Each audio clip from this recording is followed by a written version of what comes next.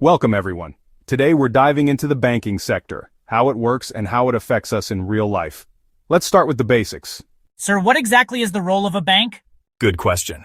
At its core, a bank accepts deposits from people, keeps their money safe, and lends that money to borrowers. The difference between the interest paid on deposits and charged on loans is how banks earn profits.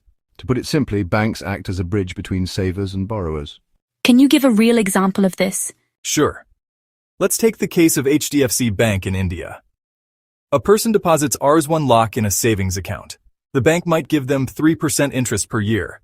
At the same time, the bank lends that money to a small business at 10% interest. The difference, minus operating costs, becomes the bank's earnings. So banks make money from lending more than from deposits?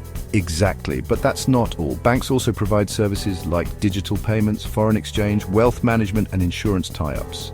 Let's talk about risk. What happens if borrowers don't repay? That's where NPAs, non-performing assets, come in.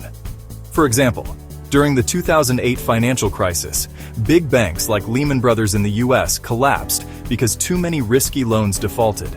In India too, banks like Yes Bank face trouble due to rising bad loans from corporates.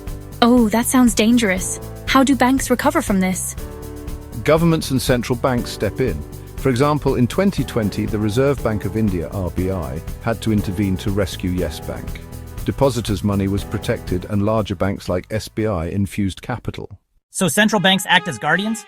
Correct. The RBI in India or the Federal Reserve in the US supervises banks, controls inflation, and ensures financial stability. Let's bring in another case study, digital banking. A great example is Paytm Payments Bank. It introduced zero balance accounts and instant digital transactions. This transformed banking for millions who never had access before. But aren't payment banks different from regular banks? Yes, payment banks can accept deposits but can't lend.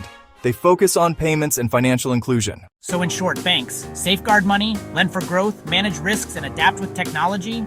Exactly. That's why the banking sector is called the backbone of an economy. Perfectly summed up. Without banks, saving and borrowing would collapse and economic growth would slow.